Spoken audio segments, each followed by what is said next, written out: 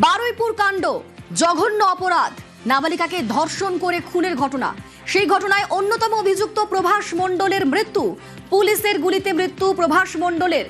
সরকারের উপর পুরোপুরি ভরসা আছে, এমনটাই বললেন নিহত নির্যাতিতার বাবা। তার বক্তব্য শোনাবো। এই মুহূর্তে একজনের গুলিতে মৃত্যুও হয়েছে, যার মূল অভিযুক্তদের মধ্যে আরো একজন যিনি ছিলেন। কিভাবে দেখছেন? মুখ্যমন্ত্রীর উপর আমার পুরো ভরসা আছে। দাদার সঙ্গে কাল কথা হয়েছে, দাদার উপর পুরো ভরসা রাখছি। দাদা যেটা করবে বলেছে আমি সেটা মাথা পেতে নেবো। আমি শাস্তি চাইছি, শাস্তি দাদা বলে তুমি শুধু দেখে নাও কিভাবে আমি শাস্তি দিই। দাদার উপর ভরসা আছে আমাদের, আমি খুশি আছি এতে। আমি চাই সবাই এরকম শাস্তি পাক। পুলিশ প্রশাসনের উপর ভরসা আছে, পুলিশ ঠিকঠাক কাজ করছে, প্রথম থেকেই পুলিশ ঠিকঠাক কাজ করছে। অগ্নিমিত্রা পাল যে ম্যাম সারাদিন ফোন করে খবর নেয়, সকালে ফোন করেছিল, উনি প্রচুরভাবে আমার হেল্প করছে। দিদিকে অনেক অনেক ধন্যবাদ, দিদি আমাদের পাশে আছে। আর দাদা তো আছেই, মুখ্যমন্ত্রী যে শুভেন্দু অধিকারী দাদা ভাই আমাদের সঙ্গে আছে, উনি ভরসা দিয়েছে, ওনার উপর ফুল ভরসা আছে আমাদের। দাদা বলেছে এমন শাস্তি দেবো তুমি শুধু দেখে নেবে, কঠোরভাবে শাস্তি দেবে বলেছে। দাদা যেরকম শাস্তি দেবে সেটা আমরা মাথা পেতে নেবো, দাদার উপরে ভরসা আছে আমাদের।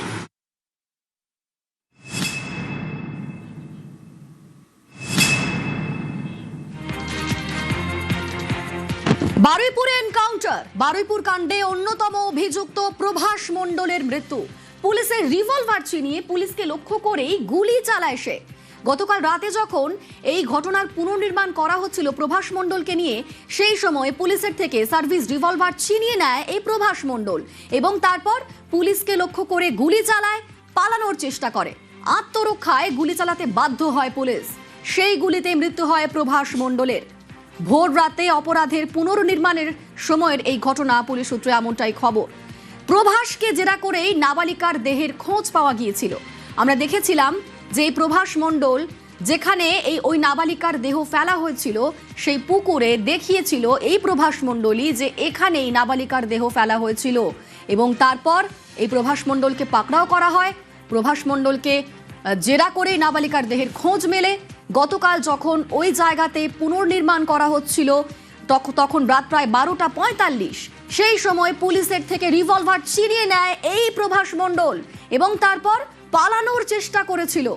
পুলিশকে লক্ষ্য করে গুলি চালায়, আত্মরক্ষায় পুলিশ পাল্টা গুলি চালায় এবং তারপরে মৃত্যু হয় প্রভাস মণ্ডলের।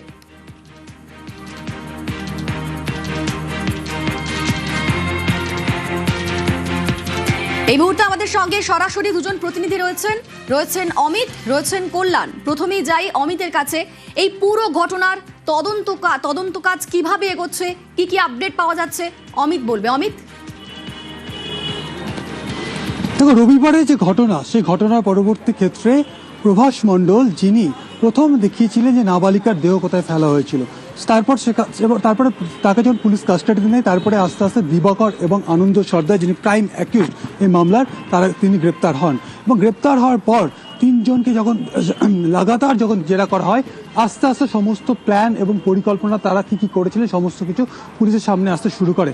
সেক্ষেত্রে আনন্দ সর্দার, যিনি প্রাইম অ্যাকিউজড এই মামলার, তিনি এই নাবালিকাকে গত 10-12 দিন আগে থেকেই তার উপর নজর রাখছিলেন এবং এই প্রভাসকেই 10,000 টাকার তিনি প্রলোভন দেখিয়েছিলেন যে 10,000 টাকা তাকে দেওয়া হবে যদি এই নাবালিকাকে আনন্দের কাছে নিয়ে আসতে পারে। সেই মোতাবেক প্রভাস এই নাবালিকাকে নিয়ে আনন্দের কাছে পৌঁছেছিলেন।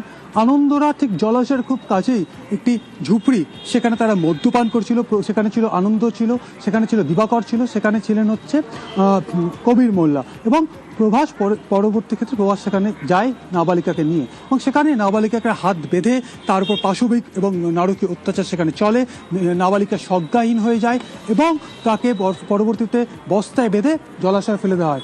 একদিকে ময়নাতদন্তের যে প্রাইমা ফেসি বা ওপিনিয়ন, তাতে বলা হচ্ছে যে জলে সজ্ঞাহীন হয়ে গিয়েছিলেন এবং পরবর্তীতে জলে ডুবে যায় এবং সেখানে তার মৃত্যু হয় এবং তার যে শরীরে যে আঘাত, সে আঘাত থেকে আরও চিকিৎসকরা স্পষ্ট হয়েছে যে পাশবিক এবং নির্মম অত্যাচার নাবালিকার উপর চালানো হয়েছে। পুরো ঘটনার যে ঘটেছে সেই সংক্রান্ত বিষয়ে তিনজন অভিযুক্তকে প্রথমেই গ্রেপ্তার করে যখন তাদেরকে জেরা করা হয়, জেরা থেকে এই ইনফরমেশন উঠে আসে। ডিজিটাল এভিডেন্স হিসেবে চারজন অর্থাৎ আনন্দ, দিবাকর, প্রভাস এবং কবির চারজনেরই টাওয়ার লোকেশন ওই ঝুপড়ি এবং ঝুপড়ি সংলগ্ন এলাকাতেই সেদিন সন্ধ্যে থেকে প্রায় রাত্রি 11:30 পর্যন্ত ছিল। এবং প্রভাসকে জেরা করেই নাবালিকা কোথায় ফেলা হয়েছে সেটা আরও সুনিশ্চিত হয়। এবং এই যে ইন্টারোগেশন পার্টের পাশাপাশি ঘটনা পুনর্নির্মাণ করতেই প্রভাসকে নিয়ে গতকাল রাত্রি 1:45 নাগাদ বারুইপুর থানা থেকে বেরিয়েছিলেন তদন্তকারী অফিসারেরা বা সিটের টিম। এবং সেখানে পুনর্নির্মাণ চলাকালীন প্রভাস সেখানে কর্তব্যরত যিনি অফিসার রয়েছেন সিটের সদস্য, তার রিভলভার ছিনিয়ে নেওয়া, পুলিশকে লক্ষ্য করে গুলি করা এবং পালিয়ে যাওয়ার চেষ্টা করে। পুলিশ আত্মরক্ষার্থে পুলিশের যেটা এখনো পর্যন্ত পাওয়া যাচ্ছে, পুলিশ আত্মরক্ষার্থে পাল্টা গুলি চালায় এবং গুলিবিদ্ধ হন বা দুটি গুলি লাগে হচ্ছে প্রভাসের, এবং তাকে হাসপাতালে নিয়ে গেলে চিকিৎসকরা মৃত বলে ঘোষণা করে। স্বাভাবিকভাবেই যে বিষয়টি উঠে আসছে যে পুনর্নির্মাণ করা কতটা জরুরি ছিল এই মামলার ক্ষেত্রে। তোমার জানিয়ে রাখবো এই মামলার বিচার আমাদের সঙ্গে সরাসরি কল্যাণ রয়েছেন প্রতিনিধি, কল্যাণের সঙ্গে কথা বলবো। কল্যাণ, এখনো পর্যন্ত এই অভিযুক্তের দেহ আর হাসপাতালে রাখা রয়েছে এবং তারপর তার দেহ পাঠানো হবে পোস্টমর্টমের জন্য। সেখানে কিছুক্ষণ আগে ম্যাজিস্ট্রেট এসেছিলেন, তারপর কি হলো আর কি আপডেট আমরা পাচ্ছি?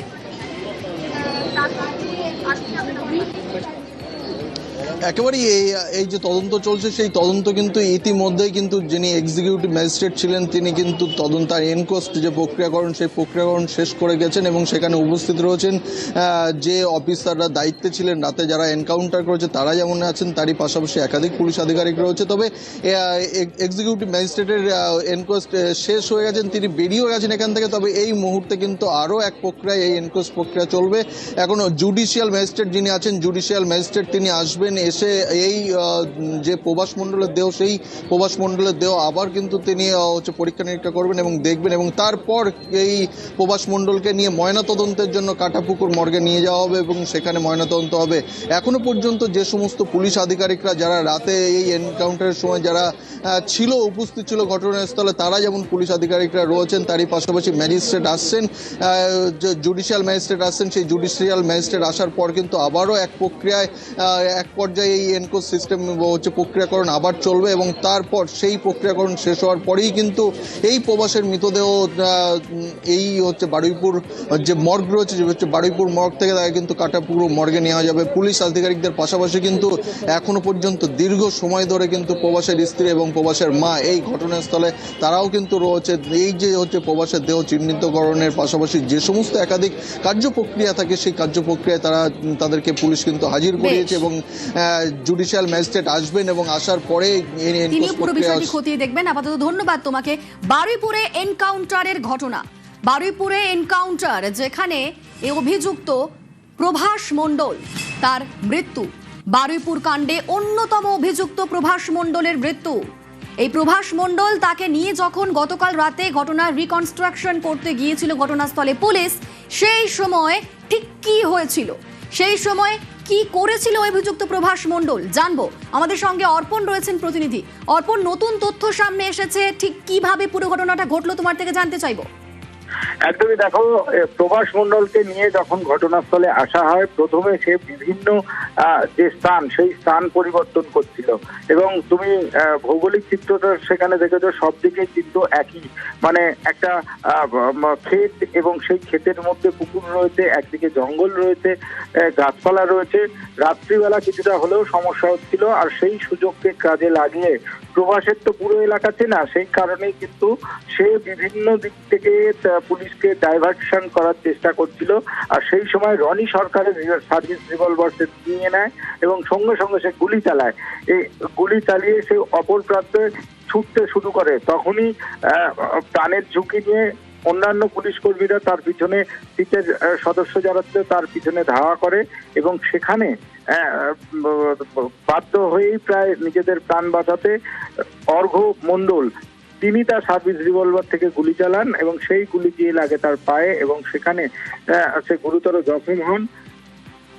তাকে উদ্ধার করে নিয়ে যখন বারুইপুর হাসপাতালে নিয়ে আসা হয় চিকিৎসকরা তাকে মৃত বলে ঘোষণা করে। বেশ, ধন্যবাদ।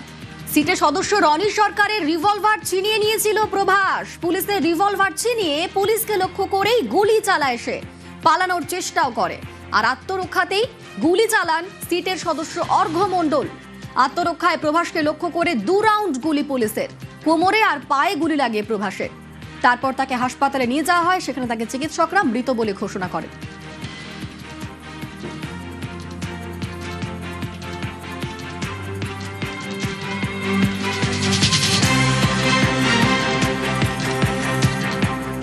এই এনকাউন্টারের ঘটনা ভোর রাতে এনকাউন্টার, তখন ঘড়ির কাঁটায় প্রায় 12টা বেজে 45 মিনিট এবং সকালে ঘটনাস্থলে প্রথম পৌঁছে যায় নিউজ 18 বাংলা। আমাদের প্রতিনিধি সান্নিক সেখানে সকালে পৌঁছে যায়, একেবারে প্রথম আমরা এই খবর ঘটনাস্থল থেকে দেখাই নিউজ 18 বাংলায়।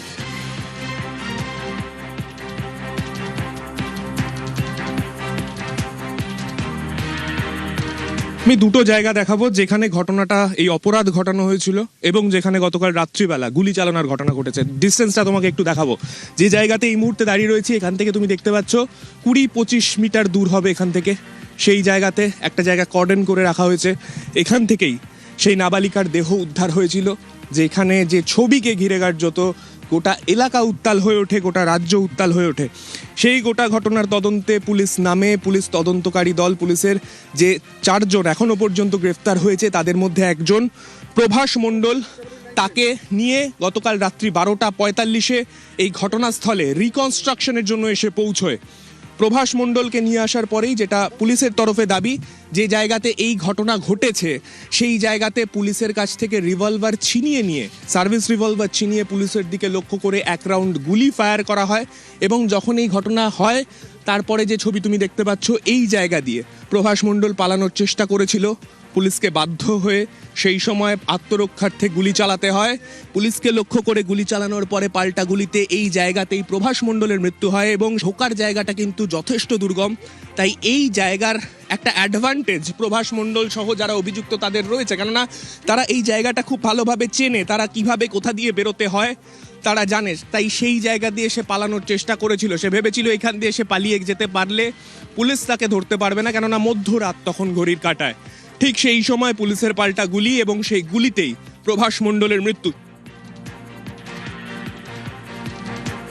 বারুইপুরের ঘটনায় অন্যতম অভিযুক্ত এই প্রভাস মণ্ডল, পুলিশের গুলিতে যার মৃত্যু হয়েছে। মৃত্যুর পর তার মা কি বলছেন? তার মা বলছেন কর্মের ফল পেয়েছে ছেলে, এমনটাই মন্তব্য করলেন নিহত প্রভাস মণ্ডলের মা। ছেলে যে মৃত্যু হলো তাতে আপনার কষ্ট হচ্ছে না? মার তো কষ্ট হবে, আমি সে কষ্ট দরকার নেই। ও যা কর্ম করেছে তাতেই গেছে আমার শান্তি। মানে ও যে নাবালিকার সঙ্গে যে হ্যাঁ। অত্যাচার করেছে, যা করেছে তাতে ওর মৃত্যু হয়ে গেছে, ভালোই হয়েছে। আপনারা কি মৃতদেহ আনতে যাবেন? যদিও আমি আনবো না, আমি তো বললাম আর আমরা দেখতে চাই না, একদম দেখতে চাই না। তোমরা ওখানে নিয়ে ঠেকে নাও, গুদমে দেবে, কোথায় দেবে, ফেলে দেবে, দিয়ে যাবে, কেউ যাবে না। মার কথা যদি না শুনি, নিজে নেশা ভাঙ করে, তা আমার অত আর কিচ্ছু বলার নেই। নিহতের মা বলছেন অভিযুক্ত তার ছেলেকে দেখতেও যাবেন না, তার দেহ নিতেও যাবেন না। আর তার স্ত্রী কি বলছেন? স্ত্রী বলছেন অন্যায় করেছে, গুলি খেয়েছে। কি বললেন শোনাবো। এরকমই আমার বিয়ের পরেও আমি নোংরামও দেখেছি, অনেক অত্যাচার করে আমি এখন সংসার করছি। তা আমি মানে মেনেই নিয়েছি যে ও করেছে। এই যে পুলিশের গুলিতে মারা গেল, কিছু বলবেন? ও অন্যায় করেছে, ও দোষ করেছে, ও হচ্ছে গুলি খেয়েছে, এটা বলার কিছু নেই।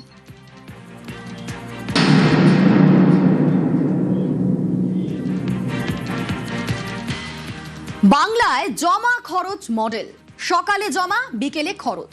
যখন শুভেন্দু অধিকারী ছিলেন বিরোধী দলনেতা, সেই সময়ে গুন্ডা দমনে প্রতিশ্রুতি দিয়েছিলেন তিনি। কথা দিয়ে গেলাম, মা বোন প্রচুর মহিলা এসেছিলেন, সন্দেহ হয়েছে অনেকে উঠেও পড়েছেন। রেকর্ড করে এখন রাজ্যের বিরোধী দলের নেতার কথা, বিজেপি এলে এই ধর্ষকদেরকে কোর্টে পাঠাবো না, সকালে জমা নেব, বিকালে খরচ করব।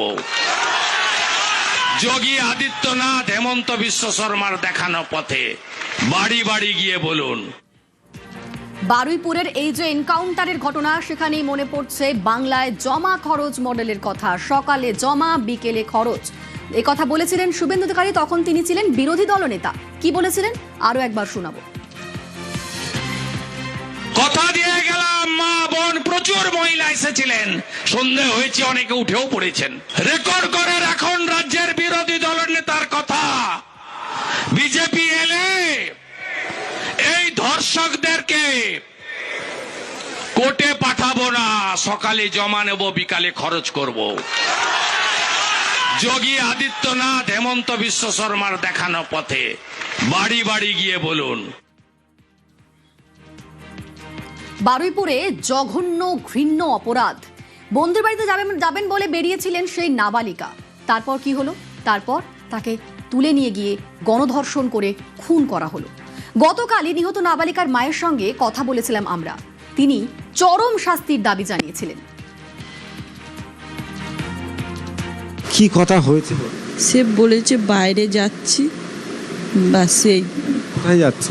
কিছু বলে যায়নি। তারপরেক্ষণ খোঁজ হয়েছে, তা খুঁজে পাইনি। তারপর আমরা ডায়েরি করতে গেলাম, ডায়েরি করলে পুলিশ আসেনি। আমরা পাড়া প্রতিবেশ লোকজন নিয়ে খুঁজতে বেরিয়েছিলাম। তারপর আবার ক্যাম্পে পুলিশদের আবেদন করেছিলাম, ওদেরকে নিয়ে গিয়েছিল। সিসি ক্যামেরাতে দেখে সে অপরাধীদের ধরলো। তাদেরকে যেন কঠিনভাবে শাস্তি দেওয়া হয়। আমার মেয়েকে যেরকম শাস্তি দিয়ে মেয়েছে, তাদেরকে ওরকম শাস্তি দিয়ে ফাঁসি ঝুলানো হয়। শুধু ফাঁসি দিলে তারা বেঁচে যাবে, তাদের ওইরকম অত্যাচার করে তবে ফাঁসি দেওয়া উচিত। তবে বাচ্চাদের ধরে ওরকম করতে গেলে বুক কাঁপে যেন। বিচারের আশায় সরকারে আস্থা, আশায় মাটি কাটার নিহত নির্যাতিতার মা। যেরকম আসার আগে সরকারে বলছিলেন দিনে ধরব রাত্রি কাম তমাম, সেরকমই আজ করে দিলেন। সেই জন্য আমিও আশাবাদী হয়েছি। এখন আমার মেয়েও ন্যায় পাবে। মোহাম্মদ আব্বাস আজ পর্যন্ত জেলের ভাত খায়া সুস্থভাবে জেলে থাকতে পাবে না। শুধু 20 সাল সাজাতে হবে। শুভেন্দ্র স্যার, আপনি আমাকে একটু সময় দেন, আমি আপনার কাছে দেখা করতে চাই। আমি আমার কেস আপনার সাথে ডিসকাস করতে চাই। মোহাম্মদ আব্বাস, ওকে ফাঁসি লাগবে, ওর ছাড়া এর কিছু লাগবে না স্যার। ফাঁসি ফাঁসি ফাঁসি স্যার, নাইলে কোনো অপরাধীর মনে ভয় থাকবে না। ওরের মেয়েকে মারবে আর নিষ্পিকির ভাবে ওরা ঘোরাচলা করবে। এবার বিচার পাবে কামদুনি। প্রভাসের এনকাউন্টারে আসা মৌসুমী কয়ালের। পুলিশ নিজের আত্মরক্ষার্থে পুলিশ সার্ভিস রিভলভারতে গুলি করেছে, এখানে পুলিশের কোনো দোষ নেই। আমরা চাই যারা এই ঘটনায় দোষী তাদের দৃষ্টান্তমূলক শাস্তি। এনকাউন্টার একদম এনকাউন্টার। বিনীত গোয়েল, রাজীব কুমার, যারা আমাদের কাছে আয়ও ছিল, আনন্দময় চ্যাটার্জি, এরা প্রত্যেকে দোষী ছিল। আমি চাইবো বর্তমান সরকারের কাছে যারা ইনভেস্টিগেশনে যাদের যুক্ত ছিল তাদেরকেও বিচারের আওতার মধ্যে আনা হোক এবং দ্রুত কামদুনি ফাইল খোলা হোক।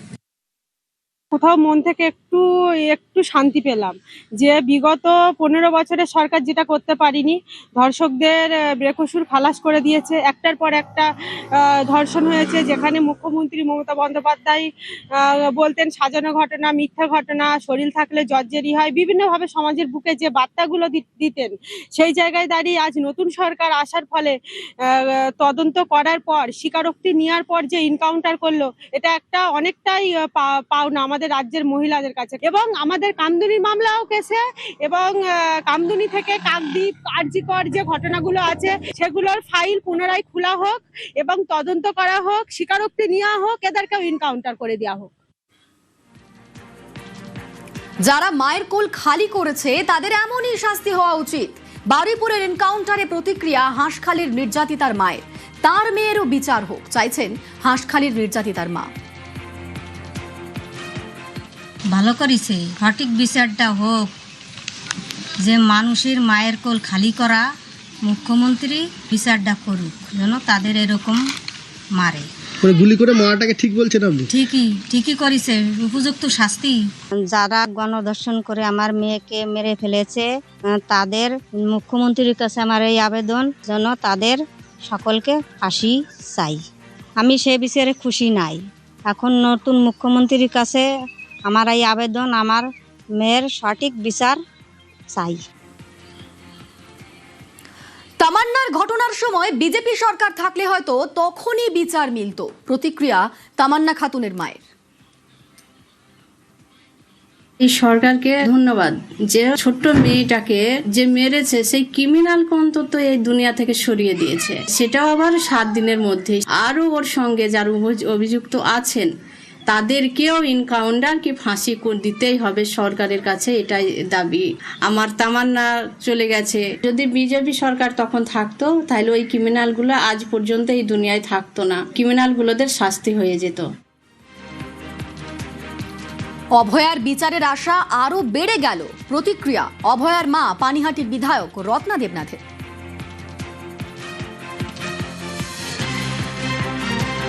অভয়ার মা যিনি পানিহাটির বিধায়ক রত্না দেবনাথ, অভয়ার বিচারের আশা আরো বেড়ে গেল, এমনটাই প্রতিক্রিয়া জানিয়েছেন তিনি।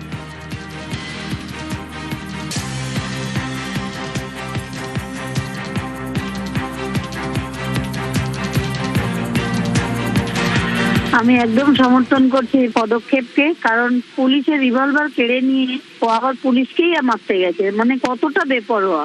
তাকে বাঁচার অধিকার সত্যিই নেই। আর তার মা বলে দিয়েছে যে এরকম ছেলে যার মায়ের কোল খালি করেছে আমি কোনো কিছুই বলবো না, তার যেন চরম শাস্তি হয়। তার মাকেও আমি প্রতিবাদী মা হিসাবে ধন্যবাদ জানাই এবং আমাদের মুখ্যমন্ত্রীকেও ধন্যবাদ জানাই। আর আমার বিচারের আশাটা আরো বেড়ে গেল, মানে বিচার তো আমি পাবোই, কিন্তু খুব তাড়াতাড়ি এটা পাবো এই ভরসাটা আমি সরকারের উপর রাখছি।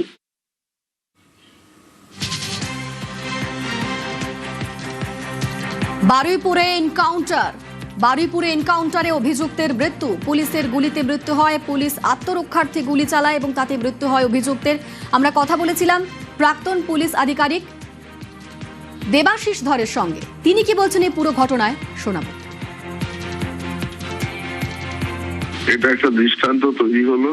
শুধু এটা নয়, আপনারা দেখতে চলুন আগামী কয়েক মাসের মধ্যে কতগুলো এই ধরনের ঘটনা সামনে আসে, যেখানে অনেক রেপ হয়েছে, অনেক কিছু গ্যাং রেপ হয়েছে, যেগুলো সামনে আসেনি।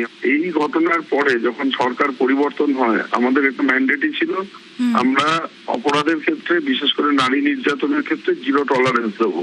এই ঘটনাটা ভবিষ্যতে এইটাই বার্তা সকলের, সেই সমস্ত অপরাধীদের জন্য যারা এতদিন ধরে মুক্তাঞ্চলে বাস করে এসছে, হয় আপনারা এখানে ছেড়ে দিন, নাহলে আপনাদের ভবিষ্যৎ কিন্তু অন্ধকার। এই পালিয়ে যাওয়ার ঘটনা, ছিনিয়ে নেওয়ার ঘটনা, এগুলো আগে ঘটেছে কিন্তু কোনো অ্যাকশন হয়নি। এবার পুলিশ অতটাই সাহসী হয়েছে, অপরাধীরা এটা স্পষ্ট বার্তা পেয়ে গেল, আগামী দিনে কোনো অপরাধ থেকে কাউকে ছাড়া হবে না। প্রাক্তন এনএসজি কর্তা দীপাঞ্জন চক্রবর্তী, তিনি বর্তমানে বিজেপির বিধায়ক, তিনি গোটা ঘটনায় কি বলছেন তার বক্তব্য শোনাবো।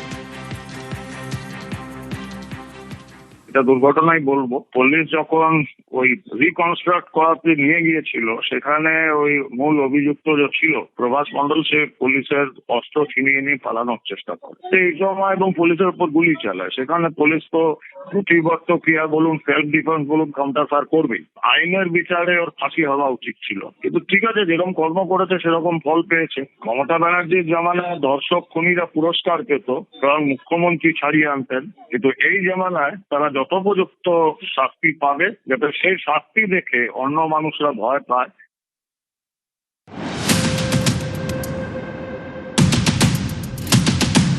যে জায়গাতে এই মুহূর্তে দাঁড়িয়ে রয়েছে, এই ঘটনাস্থলে রিকনস্ট্রাকশনের জন্য এসে পৌঁছয়। পুলিশকে লক্ষ্য করে গুলি চালানোর পরে পাল্টা গুলিতে এই জায়গাতেই প্রভাস মণ্ডলের মৃত্যু হয়। ও যা কর্ম করেছে তাতেই গেছে আমার শান্তি। গিয়ে পরেও আমি নোংরামও দেখেছি, অন্যায় করেছে, ও দোষ করেছে, ও হচ্ছে গুলি খেয়েছে। কালকের কথা দিয়েছে যাবে, সেভাবে কাজ চালিয়ে যাচ্ছে, আমরা খুব খুশি হচ্ছি। এই ধর্ষকদেরকে কোর্টে পাঠাবো না, সকালে জমা নেবো, বিকালে খরচ করব।